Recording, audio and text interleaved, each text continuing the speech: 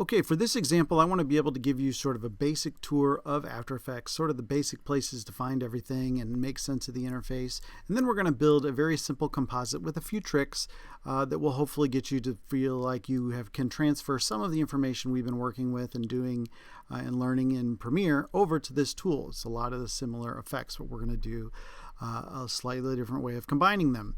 Anyway, my hope is you'll get a very good sense of sort of where we're going with this. So let's take a look at the interface here.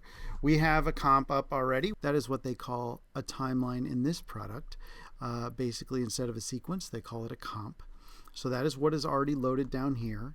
I have in the top left area tends to be where things that you imported in come from, which again is the similar top left mentality that we use in Premiere and other nonlinear software programs. So the things are up here, including the comps that I've made, which are displayed up here as well. And we have tools across the top. So we've sort of brought what was down the side in Photoshop and put them across the top here, which works kind of nicely because I want more room to sort of see where I'm getting my stuff from. So I'd rather they tuck them up here. Then we have this giant output sort of main canvas, if you will, if you want to use the sort of Photoshop mentality, or the playback window if you want to think of it as a nonlinear editor. But there is only one, and there are ways to get tripped up when you're looking through your single elements, and I'm going to show you that here in a minute. But just know this is where you can see everything, and there are controls underneath it for different aspects that you can turn on and off up here. And we'll come back to that. Along the right-hand side of the screen, we've got all of our stuff, all of our controls. The last thing I happened to do on this project was some of the text, so the text controls are up here. But if you look at this little fast-forward thingy, we can see all these different panels. There's animation controls. I can look through basic graphic templates that have already been made for me, affect color things, my text controls are what are up now, etc., etc. So in a sense, if you need to go find an effect, you'll go to change it to effects and you'll do your search. So it's kind of like the multi-tab sort of mentality we did in Premiere, except it's sort of buried into this sort of information down the side thing. Then of course below here is the timeline. You're not probably going to spend quite as much time in the timeline moving things around because we're not telling lengthy stories with lots of edits in it. Usually we're stacking a bunch of things together. So in a sense, what becomes more important is actually the left-hand side of this timeline. This is where we can get to a whole lot of controls. There are so many that they have buried them inside these little carrots. And when you open these, you can sort of see what's going on. And then there are even modes to this screen. I can toggle switches and modes, and then a bunch of other adjustments come up for the different tracks that are here. So you kind of have your option to control it however way you want and get to those options that are sort of buried out of your normal line of sight. As we go back around the bend, as we look up here, if we say, okay, I want to import in some elements. Okay, so I already have everything imported, but where did I get them? Well, I'm going to show you. You can right click into nothing here and it'll allow you to do some creation of things. A new composition is like a new sequence. A new folder is kind of like a bin in Premiere. So I would recommend you create a new folder, maybe call it clips, which I already have done here.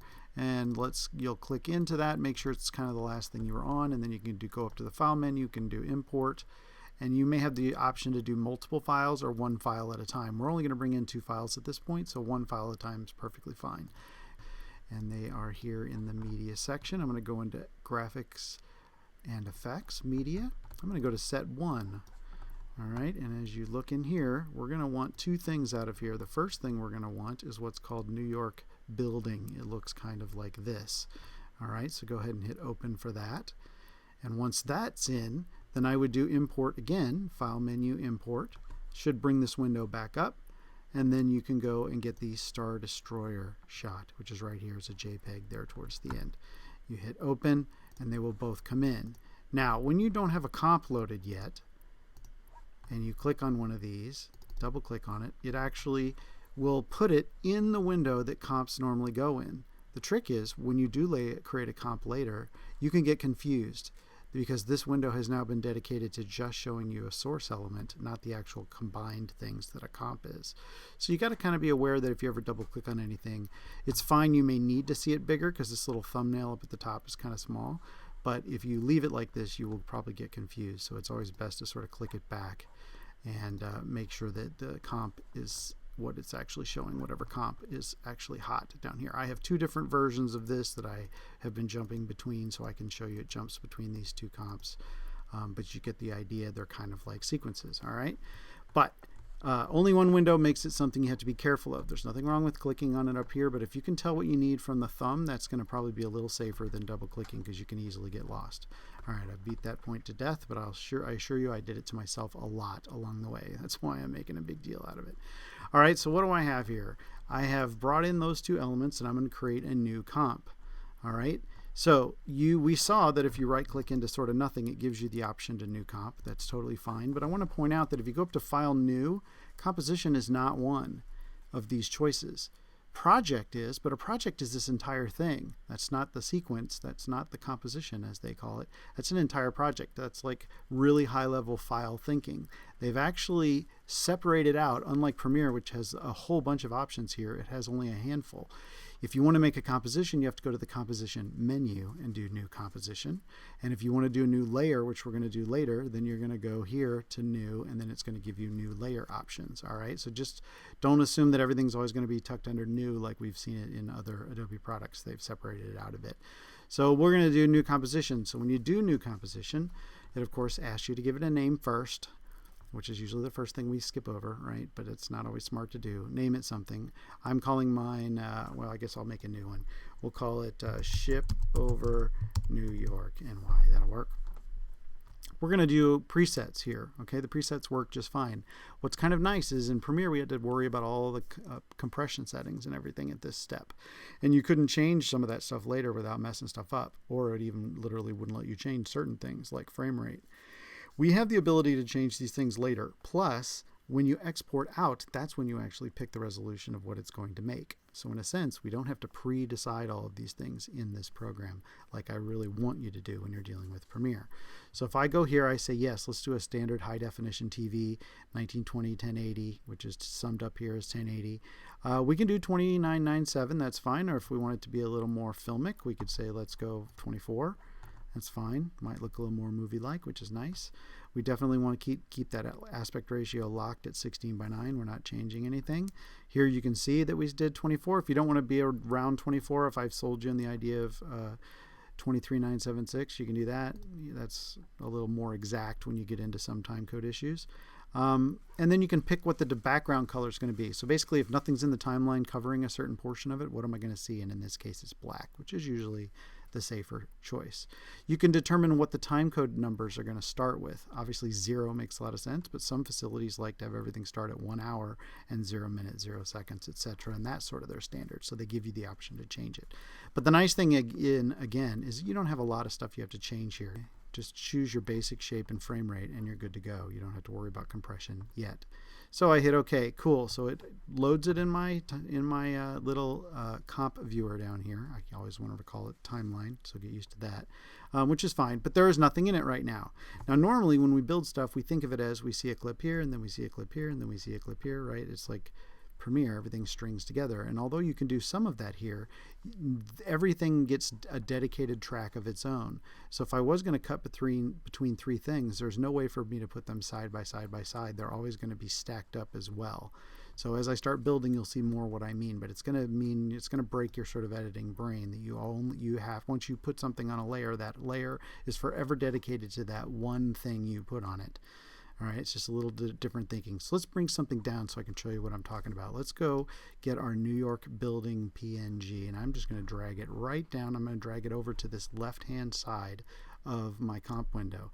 If you drop it, and boom, it dedicates it. It fills the length of the time that the shot was. In this case, it fills it up to 30 seconds. Now, we're not going to need to work with full 30 seconds of this. So what you do is you sort of set a range of time that you do care about, okay? I'm going to just hit plus, and you can see that I've zoomed in a bit, probably too much. Let's go to like say 5 seconds. Time code over here on the side says it's 5 seconds. I'm 5 seconds in.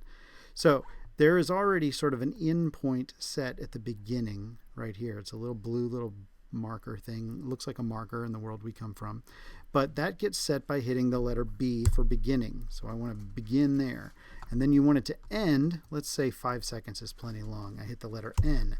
So there can be more to this timeline, but this is where it's going to end. Okay, this is where it's actually going to loop back, or when you're exporting, that'll be the end of the clip. So that usually there can be leftovers, things that are hanging beyond the end of the story. Again, not an editing mindset thing. It's more of a animation mindset. So the first thing we're going to need to do if we're going to build something like this is we need to separate this foreground building from the background buildings, right? So if we go back to what I'm building now, I'm going to actually take this layer and I'm going to double it. All right, so I'm going to click and make sure that this is the layer that's selected. I'm going to hit Command D, and boom, it duplicated it into 2. Now I'd love to not see the one on below because I don't actually want it to distract me as I'm cutting things out. But what we're going to do is we're going to cut this building out so that it can then be in the foreground over the top of the ship. Okay. But to do that, I need to pull it out of its background. So I am going to take the scaling for this, and I'm going to actually, if this is 50%, then I want to go a little smaller than that so I have a little bit of boundaries around the edge, you know, a little area to work outside here. Okay, so we are going to go get the pen tool. Oh, we've used the pen tool in different programs already. It makes us feel very good to use it again. And as long as I'm on the top layer, so make sure you clicked on that top layer. Now you got to be careful as you start drawing, because if you lift up and click a couple times, you can have it create multiple masks, and that is not what you want to have happen. And the lines you're drawing will change color if you make a mistake. So let's see. It happens to me a lot. We'll see if it happens when I do it this way. All right, so I'm going to set a boundary out the side of here. It's pretty much a straight line up to here. That's pretty good. I'm going to do Command plus. All right, and just like Photoshop, if I hold down the space bar, it actually changes my controls to be a hand, which is nice. All right, and I'm not going to be too exact about this because it's just a classroom exercise, but obviously as you get better, you'll want to do it better. All right, so I'm choosing to sort of go rough around these corners. Now, as you can guess, that's not going to give us a really smooth cut. So I'm going to undo some points. I'm going to show you the right way to do it, even though I'm not as good at it as just putting more clicks in. So if you click and hold, you then have the ability to create a bendy line, which is kind of cool. And these bars that come out are what bend it. So if I create another one, maybe another one, and this one needs to be a little bendy. It's not too bad. This one a little bendy. Maybe not. Maybe just a little bit on that one. And then we go back. Then we go back. This is always what screws me up, is trying to get it back to straight again. So maybe I straighten it sooner. Anyway, you get the idea. I'm just going to cheat and go all the way down here. Alright, and I'm just holding it against the edge of the frame, and it's actually letting me do it. Now I created a gap in here, but I'm going to show you how to get rid of that. So that's why this isn't such a bad thing that I did it sloppy. Alright, so cut around your shape. Doesn't have to be perfect, but get it close enough. And I think we're good. And when I complete this, you'll notice that it immediately cut away everything that was there. Alright, which is cool. And of course, just like any mask, you have the ability to go in and invert it. So if that was the opposite of what you wanted, then you could do that. Okay, I just want to show you that it's there. All right, so I said, okay, you can kind of see that there's blue going through this line. How do I get rid of it? Let me zoom in so you can see what I'm doing. All right, you can see where it separates from the roof line there, and there's some blue in there.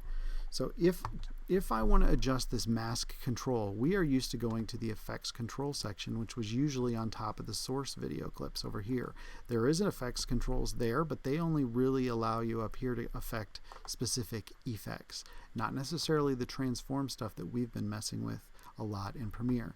The transform stuff is all buried down underneath these little collapsible things. So for this top layer, if I want to deal with mask things, I can open the caret, and then I can go digging into the different carets, and it'll get me to different controls. All right, feathering is here. We're probably going to want to do a little bit of that. That's probably a good thing, just a smidge. And then we have one called expansion. So if I pull it in, so it's meant to give you a border if you want, but the reality is if you go into negative numbers, it'll choke it back, and then that blue sky doesn't show up, which is pretty cool. If I want to get back to masks, and I've already closed all this up, if I'm on this layer and I hit the letter M, boom, it takes me to masks. If I want to see the position of this, I can hit P, and then the position controls come up. If I want to go to scale, I can hit S for scale. You can basically shortcut your way into different things pretty fast, which is nice.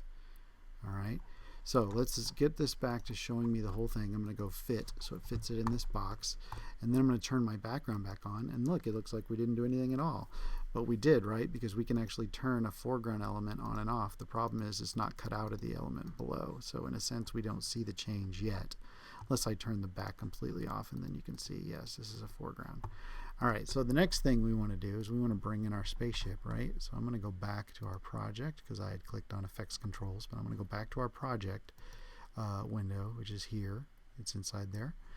All right, and I'm going to load the Star Destroyer. Now the Star Destroyer needs to go between this building as the top layer and the bottom layer, which is the sky.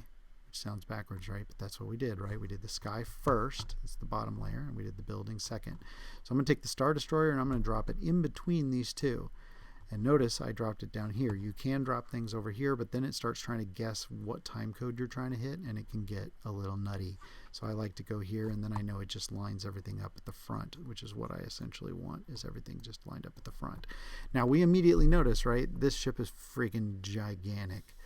So we're going to have to do some scaling. We know that already, and I just said I can be on a track and I can hit the letter S and boom, scaling controls come up. Some of these have two different numbers. The left number is usually the one you want to adjust first. It's just kind of a good practice I've discovered. I at least try it from left to right and it tends to work. So this is way too big for our scene, so I'm going to back it off. All right, so let's say we like it somewhere about that size for our scene. Now we need to move it, right? So if I am on this layer and I hit P for position, now I have X and Y. First one being X, second one being Y. So maybe I get it to where it's kind of where I want it to be. Maybe to start, okay? So I'm going to want to drift it a little bit over there like this. So we're going to start it a little bit more over this direction, okay? And although we may scale it back up so that it kind of doesn't fit too perfectly in the frame, because again, the more perfect an image is, the more it tends to feel like it was faked. Imperfect would be some of the ship is outside the frame. So we may get back to that. But we're going to do the same stupid thing to this layer that we did to our building. As you can see, I'm going to have to, right? Because it has black all around it. Now, you'll notice that when I put this building over the black, you can see that I still didn't choke it down enough, right? There's a little blue glow around this building. So I'm going to go back to my foreground building, and I'm going to go back to the mask controls, right? And I'm going to go find that expansion. And I'm going to go negative. That's pretty good. That fixed it. All right, so you're constantly adjusting. All right, but we got to fix this Star Destroyer. So for starters, I don't need a building in front of there being an obstacle for me. I would like to go a little bit bigger, so I'm going to zoom in. And I'm going to pick somewhere to start on this image. All right, so we are going to do a mask now, not on the building layer, but on the Star Destroyer layer. So you got to make sure you're on the right layer. The first giveaway was I was seeing my other mask. I shouldn't see it if I'm not on that layer, and I was on that layer, so I knew it would need to be turned off. Okay, so I'm going to start drawing off here, and we're going to cut this thing out. All right, so I got the old pen tool again. It's going to be the letter G in this program, not P like it is in Premiere. Heaven forbid we are consistent. Let's see if we can start trimming this thing away. All right. So it's using an orange color for my mask right now. So I know if I start clicking and the color changes to something other than orange, then I click something wrong. And that's how it tries to tell you something's not quite right. So I suck at the bendy line trick, so I'm just going to kind of skip it and just do a rougher cut. All right, I'm going to space bar, so I can move this over. And I'm just going to work my way around the ship. And as my artist buddies love to tell me, this is 80% of being a graphic artist for video, is cutting things out manually. It's unfortunately a huge part of the job. So if you hate this, this is maybe not something you want to make a career out of. Because they said they spent so much time getting their cutouts perfect. It would drive me crazy.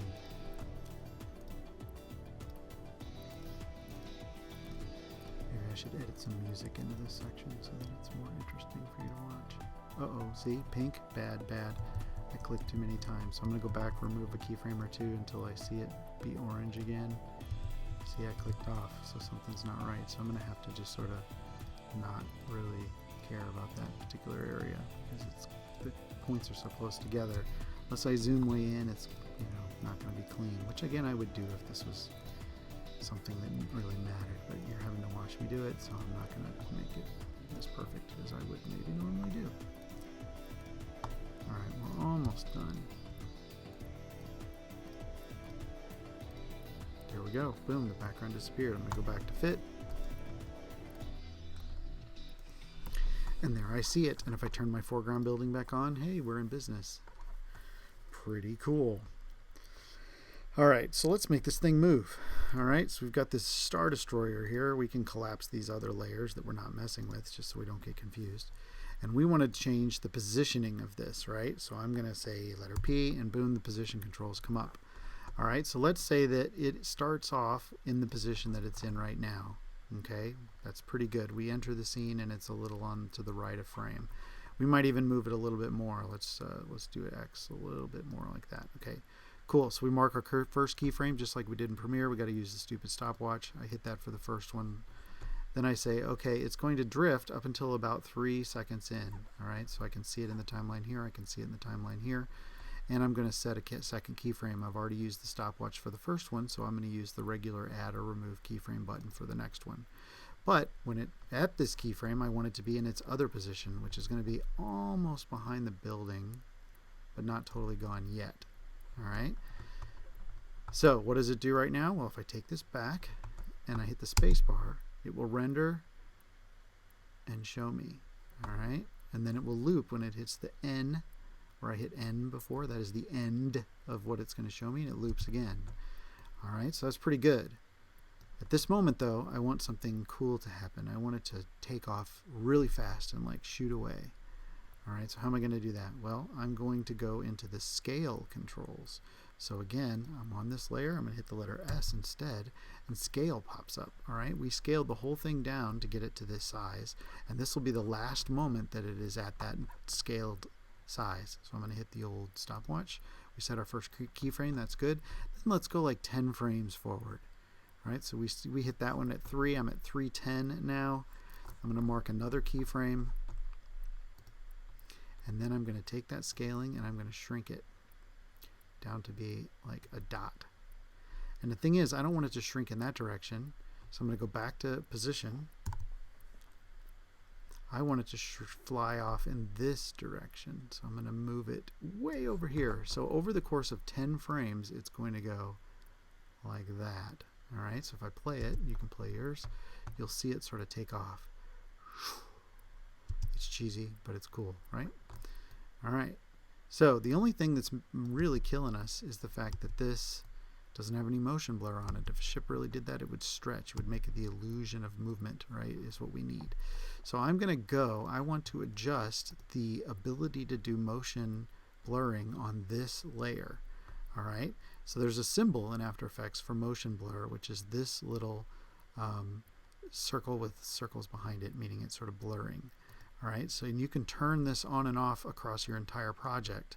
The thing is, it does need to be on layer by layer. So I'm turning it on now. It actually is not going to change anything. I've got to go and look at the layer Star Destroyer, and I have to toggle over to the other modes that are available to me. So here at the bottom, I'm going to hit toggle, and then you'll look, and these different checkboxes come up, and here is a motion blur 1, and there's one for each layer. So I'm going to say, yes, please blur my ship.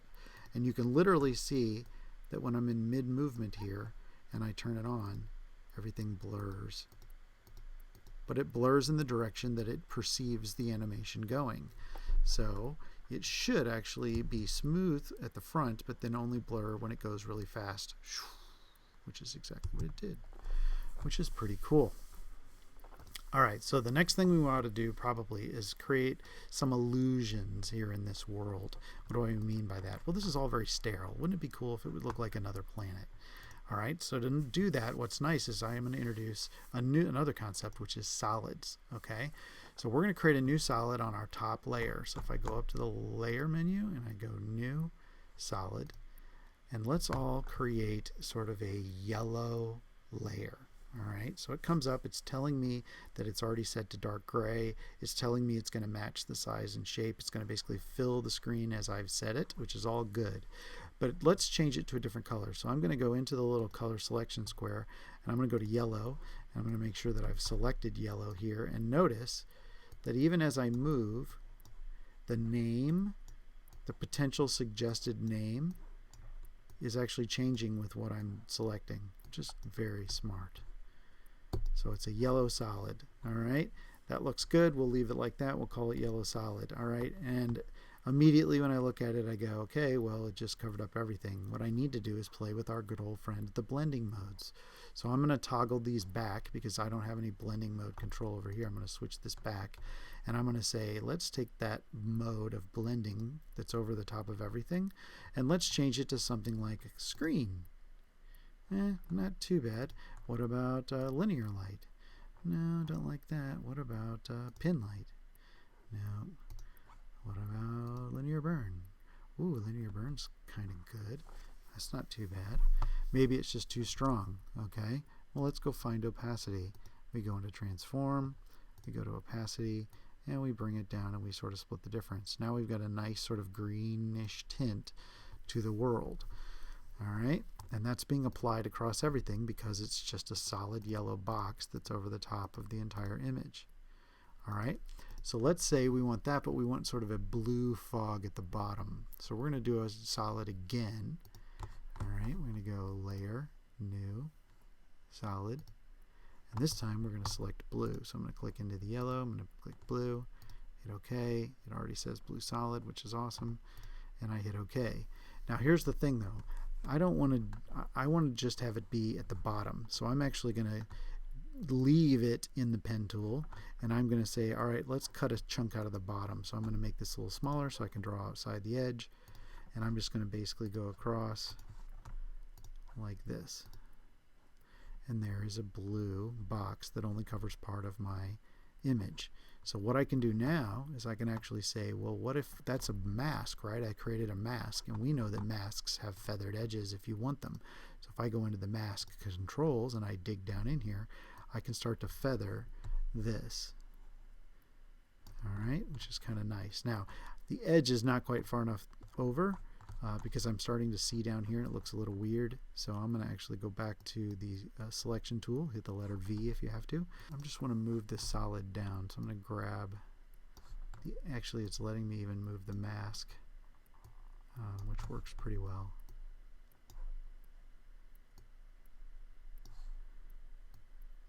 All right. And then that feathering I can turn back on. There we go. That's kind of cool. All right, so now we've created a couple different sort of illusions going on. Now, let's talk about adjustment layers. So adjustment layers allow you to do an adjustment of some sort across all the layers that appear underneath it. So let's add a new adjustment layer, and I'll show you what I mean with using something we did in Premiere. All right, so I'm going to go to the Layer menu, New. I'm going to go to Adjustment Layer. And it now says, okay, you've got this thing over the top and nothing's really happening in it. Okay, well, let's draw a mask. So I'm going to do the old pen tool again with the letter G.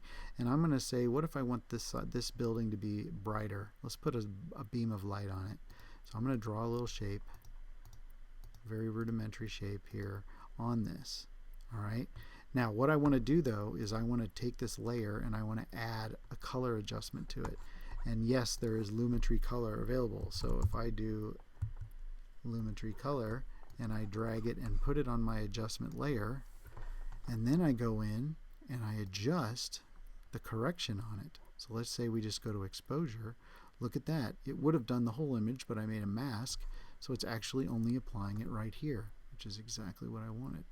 So if I turn it up a little bit, I could also go to the mask controls that are going to be down here, and I can say, hey, let's feather that. So it looks a little more natural. There we go. And of course, I can still change the shape of the mask if I'm not real happy with the way it is looking. I could make it look more like the sun is just hitting it only on the top of the building. It's maybe being shaded by this building. but I have now created a lighting effect, which is a really nice addition to what I did. All right, another thing that I might want to do is I might want to create the illusion of blurriness so that this stuff looks further away. How would I do that? Well, let's do another adjustment layer. I'm going to go Layer, New, Adjustment Layer again. And then there's my layer. Now notice if I double click it, it doesn't show my comp anymore. It just shows that layer and there's nothing to it. So it's, again, easy to get into double clicky mode and lose track of what you're doing. So what I'm going to do is I'm going to take this adjustment layer and I'm going to use the mask again. And I am just going to mask off a chunk of the bottom. All right. And this time the effect that I'm going to apply within here is the Gaussian blur. So if I do GAU and I get to Gaussian blur and I add it to that adjustment layer, and it's not very blurry yet, but there's controls up here in the effects controls. I can blur it up, and then look, the buildings look all weird, right? It's all distance blurred. However, there's a harsh edge. We know how to fix that. We're going to go to the masking controls. We're going to go back to the feathering, right? And then we're going to soften it up. Cool. It's just a little bit of blur as you head up out of the smog and up higher in the sky. All right. So another thing that I'd love to change is the jets on the back of this ship. All right. They're kind of blue, which is cool, but in my blue world, I don't know, not as interesting. Maybe I want them to be red. It looked great blue in its original version, but I think red would be a little more pronounced. So how would I do that? Well, I can actually go to the layer of my Star Destroyer, which, let's talk about layers really quick. These layers that I made up here are just called adjustment layer 15 and 16. It would be very easy to get lost if I left them that. So let's say that I want to name these. So if I click and hit return, it actually highlights the texts so that I can make a change. So I could say adjustment layer blur gets added to this one. Click on this, hit return, adjustment layer light, right? Solid blue, same deal. I hit return, blue solid. I may leave what's there, but then tell me what it is. This is the smog, right? And then yellow was the atmosphere. All right, how much easier it is as you start stacking stuff to name things so you don't get lost, right? So if I go into my Star Destroyer, I want to add an effect, a color effect. So if you go to the search window and you type in hue, which is what we want, right? What color is it? We can actually go in and go to color correction, hue, and saturation, and I can apply that to my Star Destroyer level. And since effects controls was already up, you can see it up here. And although I can do a lot of really jacking with stuff, what I really need to do, since the only thing that's colorful in this is this, the rest is just supposedly metal and it's gray, my bet is I can get away with just turning the hue dial. So look, as I rotate it, the only things that have intense color change. Everything else is kind of the same. So I can pretty much get away with just doing this, and now they pop a lot more than they did before, which is pretty cool. All right, so if I go back to the beginning, hit the space bar, we can watch it play. It tries to render ahead. If your system's slower, it may take a second. Not bad, not bad at all. All right, and we're wanting to create a title layer. All right, so you can do new text, and it'll create a text layer on top. It's got a little cursor already there ready to type, so I'm going to type Star Wars. All right, then I'm going to do V, and then I'm going to go select the arrow tool. I'm going to move it over here, and this is my cool title. Now you can take a second if you need to. If your text controls don't come up by default, which they may not, they didn't for me, then you can go up here and say get me the text controls, and then all the text type things are here, fonts, etc. So I'm probably fine with this, but what I want to do, and the reason I parked on 3, is because I want this to be kind of where it stops moving. From a scale standpoint, I'm happy with being right here, so I'm going to click on that layer, hit the letter S, here's scale, I'm going to mark the first keyframe. Then I'm going to go to the beginning of the timeline, I'm going to mark another keyframe manually, and then I'm going to scale down. And then I'm going to go to the opacity as well. And I'm going to do the same thing. Here's my first keyframe. I'm going to set the opacity more down to nothing. I'm going to jump to the next scale keyframe by using the little arrows on the left. And I'm going to say, as of right here, the opacity is 100. So now it will come like this. Now why is it coming from the side? Well, it's coming from the side because the anchor point is way off to the side for this text. All right. So I can move that if I don't want it to scale up from the left of frame, although I kind of like the dance between the two. I could say, hey, I need to go into the anchor point and I need to move it. And so if I put the words dead center over the anchor point, now it should scale up from the center, or at least from the bottom center. If that's still not what I want, I could move it up even more and bullseye it right in the middle, and then it will scale up like that. But obviously the next thing I have to worry about is my overall position is wrong, right? So I'm going to set a first keyframe for position, and I'm going to fix it to where I want it to be, maybe even up a bit, and then yes, it comes at me, and then that's where I want it to go. Alright, so now it fades up all dramatic like, and then takes off. And the last thing is, what if I want it to smooth to a stop? Well, the main thing that's changing, right, is the scale. So if I go into the scale keyframe, that is the stopping keyframe, the one that is at the end of the animation where it stops, I can right click on it and I can go into the keyframe assistant and I can say I want to easy ease into this keyframe. And you will see when it plays, now it has to re-render. You can see all this. The green bar is telling you it has to render, or that it has been rendered. There, it's a nice smooth stop right before the ship takes off. Wonderful. All right, so what I want you to do is you can use the same city, the same building.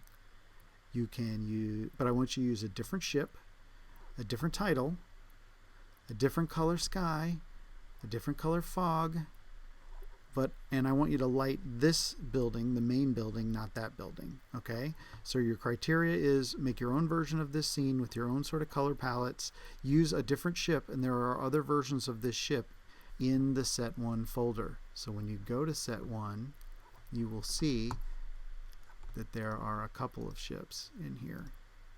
Alright, so do something with a different one. The key is it can't be what we just did together. So you're going to have to go through these steps again and look at what we just did in the example and reverse engineer it. Alright, but have fun. This is your first exercise. There's no real wrong answers. I just want you to have to do some text, have to do some illusions of fogs and lighting, and basically transfer the basics we did in Premiere over to this. And then I will know that we're ready to move on to more advanced things. If you have any questions, let me know.